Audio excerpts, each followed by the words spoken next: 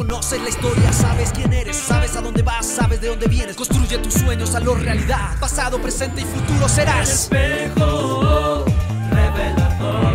Somos parte del pasado, la lucha no fue en vano. Construye con idea lo que el mundo te plantea. El espejo revelador. Millones de poetas, ilustres pensadores soñaron con los sueños que cambiaron el mundo. El espejo revelador.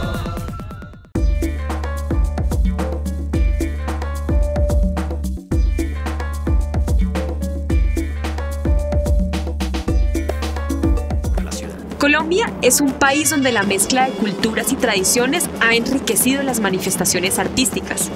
Afrodescendientes, indígenas y europeos aportaron ritmos e instrumentos que hoy hacen parte de la música nacional.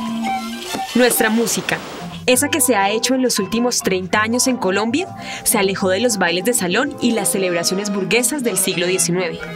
Los acordeones, bandolones y guitarras se mezclaron con instrumentos electrónicos que crearon ritmos contemporáneos, jóvenes, agresivos y melancólicos. Se le canta al amor, a la vida, a la traición y a la amistad.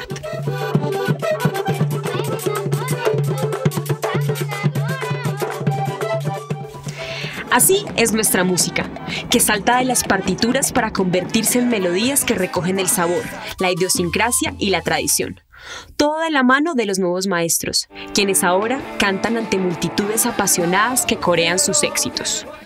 Yo nací en Quibdó, a orillas del río Atrato. Es un pueblo muy musical, un pueblo que ha tenido la suerte que hayan nacido muchos compositores que han hecho grandes canciones como Jairo Varela, Alexis Lozano, Zenén Palacios, Ángel Camacho, entre otros, mucha gente. Y uno ahí desde que nace pues está en medio de la música, del folclore, del Pacífico, y con los instrumentos folclóricos y cantando y danzando. Es algo natural para los que nacimos en Quibdó, estar en la música.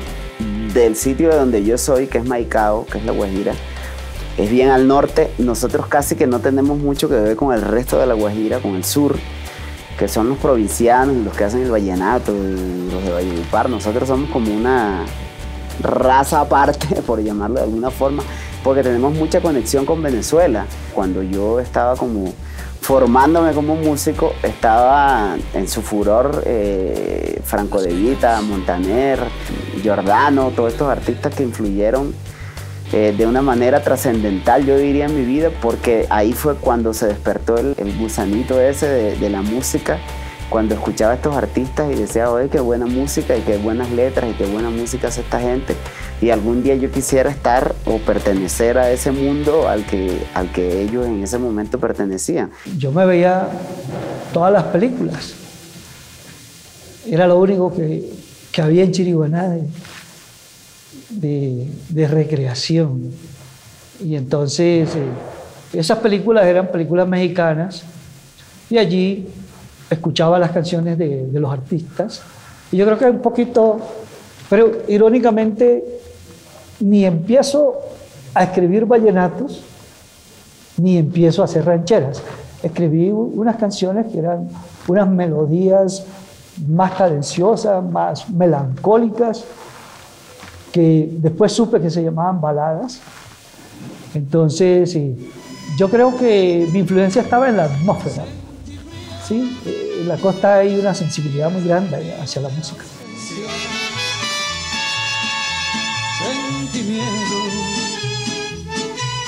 Miedo del olvido. Yo empiezo a hacer rock en los 80 y ya el parche era en el norte, yo vivía en el sur, era muy convulsionado, mi barrio Champañá. Andrés Caicedo hablaba de esas galladas, de la gallada de Maquetalia, Cantarrana. Y empiezo a irme para el norte en bicicleta todo el tiempo, a ensayar, y empezaba a tener ese grupo de amigos que eran los rockeros. En el barrio, la familia Lozano, donde está Leslie Lozano, éramos vecinos, nacimos en una casa de por medio, y en medio de la casa de los dos había nacido Zenén Palacios, otro compositor, entonces siempre cantando, dando serenatas, y a una pasión que siempre me gustó, más que cantar o tocar la guitarra, era hacer canciones nuevas. Siempre fue lo que más me atrajo de la música, hacer canciones. Yo nací músico y mi desespero por coger una guitarra o por saber cómo se hacía un acorde, eso fue desde que tengo luz de conocimiento. Creo que empecé a tocar antes de tener luz de conocimiento. Pero creo que mi padre fue una influencia trascendental musicalmente hablando en mi vida, porque, bueno, aunque me fui de mi casa muy temprano, porque me fui a Venezuela a estudiar, donde unos familiares que vivían en Caracas, pero hasta donde estuve, que fue hasta los 13 o 14 años en mi casa viviendo, realmente aprendí todo lo que debía aprender para el resto de mi vida. El rock nos llegó, a mí particularmente con los Beatles en los años 60, cuando vivían en Buenos Aires, y los Beatles tenían programas de televisión, había muñequitos, habían cartoons de los Beatles, y nosotros, mis hermanos y yo con mis primas, los veíamos, y eso era impactante. Esa época te marcó, y desde ese momento había algo que te llamaba, era esa vitalidad del tipo de música que estamos escuchando. Después, obviamente, viviendo en Cali, escuchas muchísima música, no solamente salsa, sino Cali es una ciudad pluricultural, entonces escuchas de todo. La salsa nos marcó bastante en una época, pero llega el bachillerato, llega la adolescencia, y quieres como reventar y quieres ir en contra de lo establecido, y hay un conducto perfecto que es el rock, y se nos daba y se nos mostraba como un campo abierto para nosotros descargar todo eso. El grupo se formó por allá a finales de los 80 y la influencia nuestra es todo el rock clásico. Empezamos escuchando las bandas clásicas desde los 60, desde los Beatles hasta arriba. Yo creo que nos influencia todo lo que hemos escuchado y lo que oímos en Cali. El espejo revelador.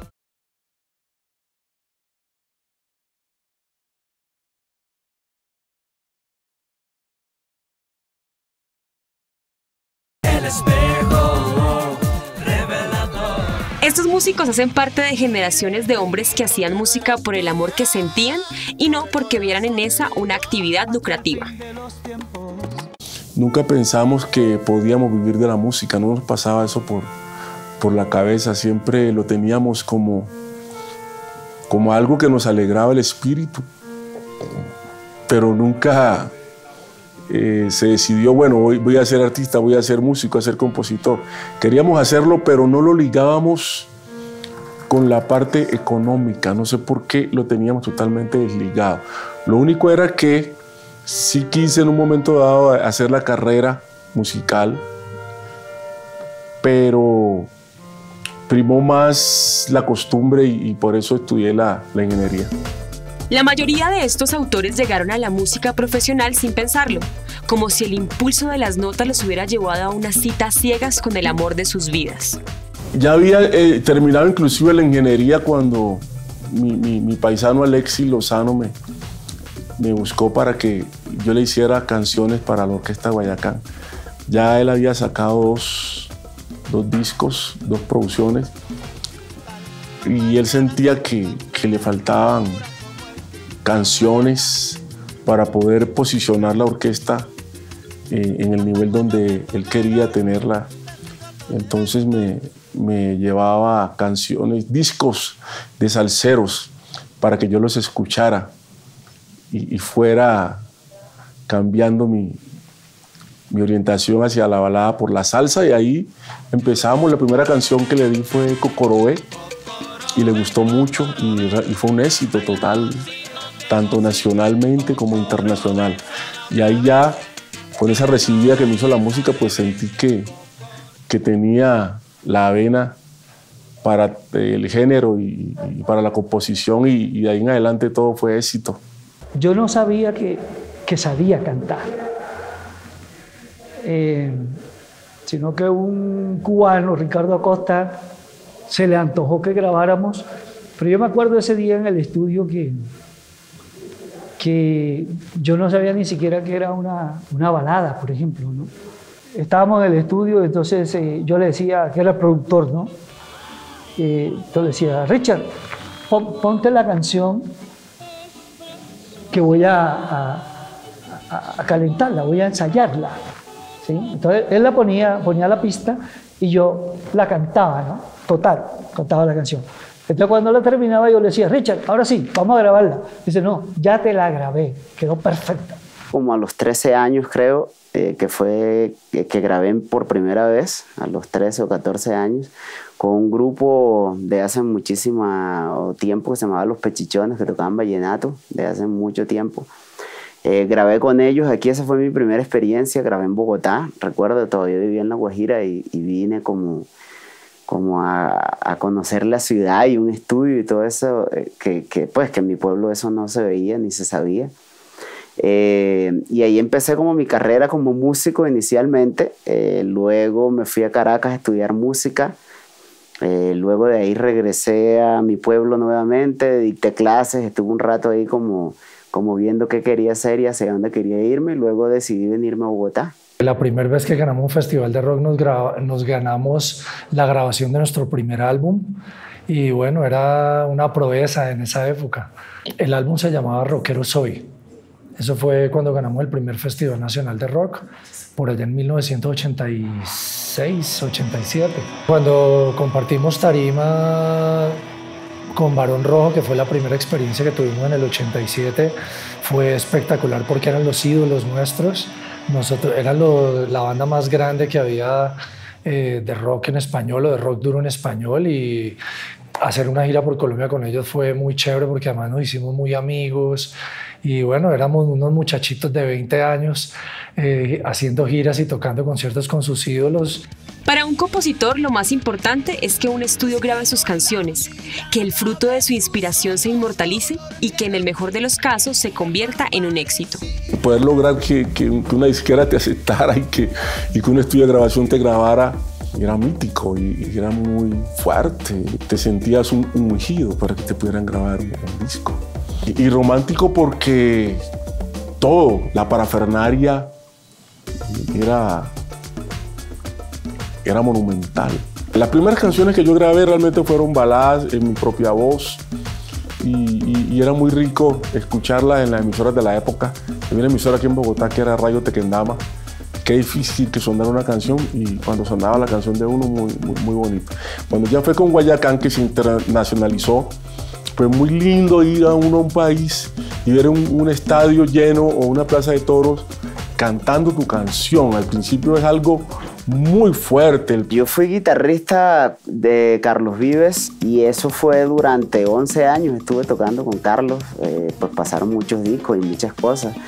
Estuve desde el Tengo Fe en adelante hasta Déjame Entrar. Duramos como 5 meses, yo duré como tocando 5 meses y él no sabía que yo era hijo del compositor de una canción que él había grabado, que era el Cantor de Fonseca en Clásicos de la Provincia. Luego de ahí empezó a decirme que cómo era posible que yo tocara con él y que no le compusiera una canción, que yo tenía que de algún lado sacar una canción y hacérsela porque eso para él iba a ser muy especial, haber grabado una canción como el Cantor de Fonseca y luego grabarle una canción a un hijo del Cantor de Fonseca.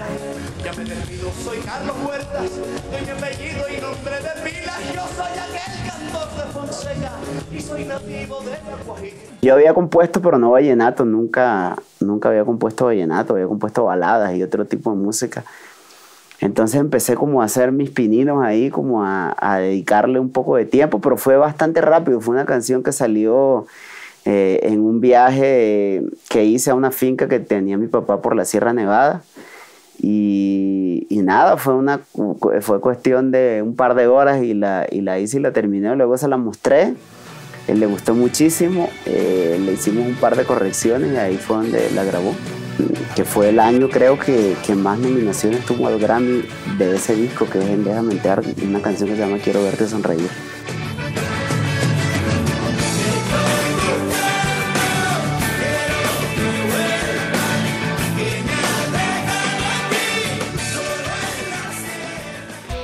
Las canciones o las composiciones líricas son la forma como estos compositores expresan sus ideas y sentimientos, pero no todos acuden a las mismas herramientas para crear sus obras.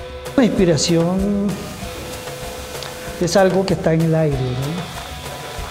La inspiración son las sensaciones que un ser humano tiene, siente.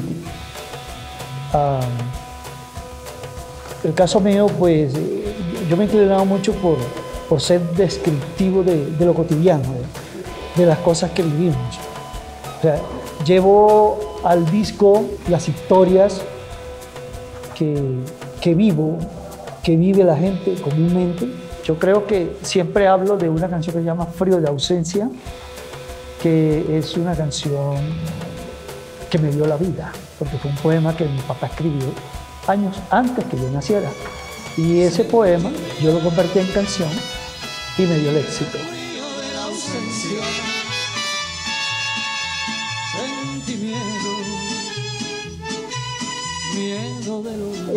Pero si tenemos que hablar de una canción para mí importante en mi mercado, yo pienso que es La Cita. Después me evito recuerdo. La Cita yo creo que es una canción que ha llegado a muchos rincones del mundo. Desnúdate ahora y apaga la luz un instante y hazme el amor como lo haces con esos amantes. La mujer ha sido lo que principalmente ha protagonizado mis canciones. El amor de hombre y mujer. Este sentimiento me ha dado la mayor cantidad de producciones. Los compositores, bueno, al menos en mi caso, no siempre son cosas que uno vive directamente, sino cosas que le pasan a personas que están cerca o cosas que te cuentan incluso, no siempre son experiencias propias. Esa canción se la compuse a una amiga. Esa canción se la compuso una amiga que tenía un novio y siempre tenía como muchos problemas con él. Entonces por eso la canción se llama Quiero verte sonreír, porque siempre que me contaba de su relación eran problemas y eran cosas no tan agradables. Una canción, como toda obra artística, tiene vida propia y sus autores se la pueden encontrar en el lugar menos inesperado. Una vez iba en un bus cuando estudiaba en Barranquilla, en la Autónoma, y escuché una canción, cuando ya estaba a punto de bajarme, escuché una canción.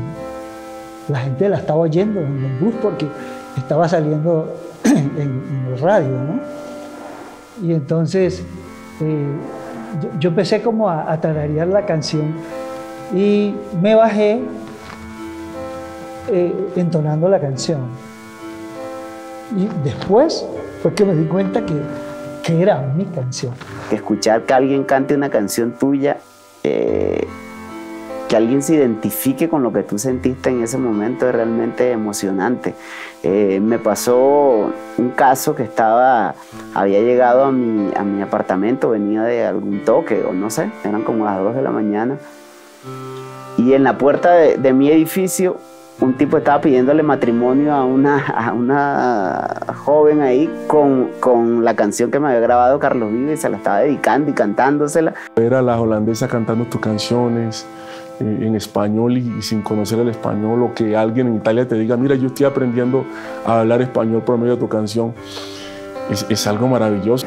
Llega un momento en que no te das cuenta hasta dónde ha llegado todo lo que has hecho. En algún momento uno empieza a mirar hacia atrás y hay mucho camino recorrido. No te das cuenta sino cuando te dicen, cuando en la calle algún músico o alguna persona te dice que has sido un ejemplo a seguir en la parte musical. Y eso para uno lo llena primero de complacencia, pero te aterra un poco ese asunto porque no lo has buscado. La esencia de nosotros es hacer música y eso es lo que nos ha mantenido. Los artistas necesitan del cariño y reconocimiento de su público. El aplauso es el combustible que los músicos consumen y la tarima es donde experimentan las mejores sensaciones de su oficio. Cada vez que nos subimos al escenario es una experiencia única. Yo creo que para nosotros la esencia del rock y de la música es subirse a un escenario y disfrutar con los amigos. Rock al Parque fue una experiencia que es una experiencia que toda banda colombiana quiere tener. Nosotros tuvimos la suerte en el 2008 de estar en Rock al Parque y particularmente te puedo decir me azaraba un poco porque nos tocaba un día muy metálico, un día con unas bandas muy pesadas, y Cronos no es una banda blaquera, no es una banda, es una banda de hard rock poderosa, pero las propuestas que habían para ese día eran muy pesadas. Teníamos un manager, Camilo Gutiérrez, que vivía en Bogotá. Nosotros estábamos ensayando en Cali y tuvimos una conversación telefónica con él, y recuerdo mucho ese momento porque le dije a Camilo, estoy azarado por esto y lo otro. Le expliqué, me dice, mi chiquitico, mi chiquitico, haz lo que vos sabes hacer. Entonces yo dije, verdad, ¿no? ¿A qué voy a ir? Es a tocar lo que me gusta tocar y hacer eso con mis compañeros. Y eso fue lo que pasó, y para nosotros fue una sorpresa estar esa tarde en el Rock al Parque casi lleno, con la totalidad del sitio llena, y la gente cantando Fuego en mis venas.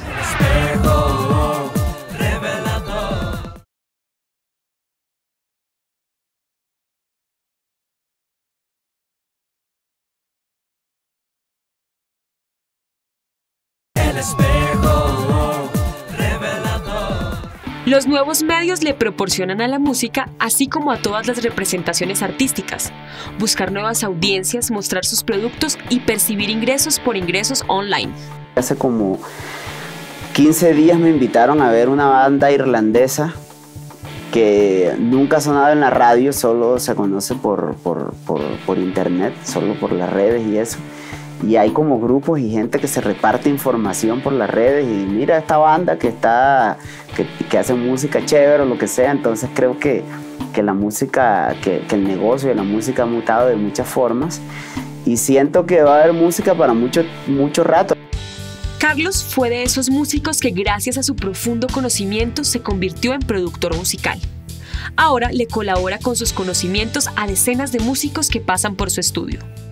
Eso fue un proceso de primero empecé como músico y grabando, luego daba mis ideas cuando estábamos grabando algún disco o algo.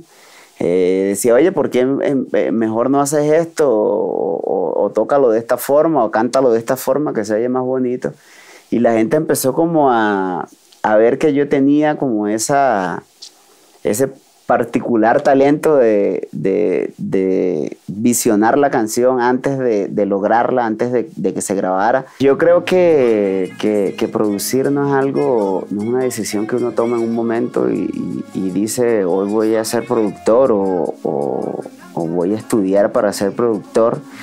Aunque sea una carrera ya, yo siento que es un proceso, una mutación de ser músico y de entender lo que pasa en el mercado y las cosas que comercialmente funcionan. Eso empezó a convertirse en que los músicos me llamaban, mira que voy a hacer un disco y quiero que tú estés ahí como ayudándonos, y esa ayuda se fue convirtiendo como en producción, y luego así me convertí en productor.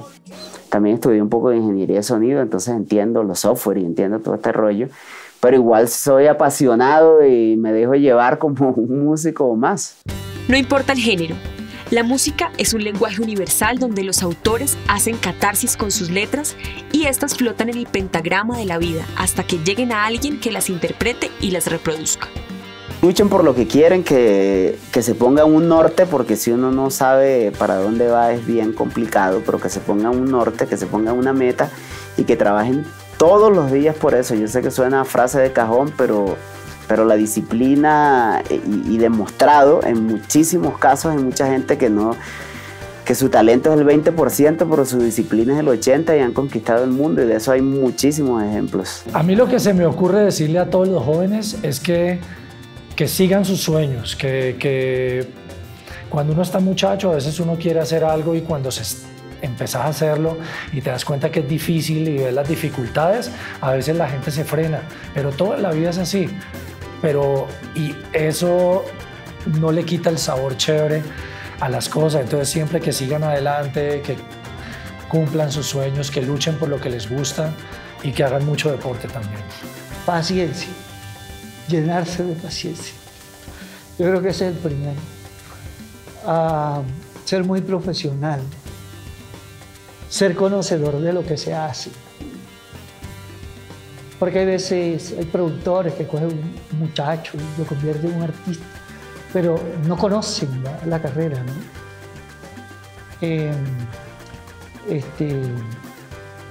Y que sigan para adelante, con fuerza, con ganas, con deseo y sin miedo. Que disfruten realmente, que no traguen entero, que la vida no es como nos la pintan, tan complicada, que hay cosas para disfrutar, que hay cosas esenciales y que hay que volcarse hacia ellas. Pienso yo, para mí es así, para mis hijos también, y tratamos de hacer lo que nos gusta y con muchas ganas. Eso es lo más importante, que escuchen mucha música. Que desarrollen su talento interno, que no dejen que nadie se los trunque, que hay que luchar por eso, porque ahí estriba el éxito, en la diferencia. Muchas veces quieren que la persona se desarrolle en la similitud. Las mismas disqueras buscan la similitud y cuando tú eres parte de la diferenciación, entonces te ven raro. Pero solo en la diferenciación está el éxito.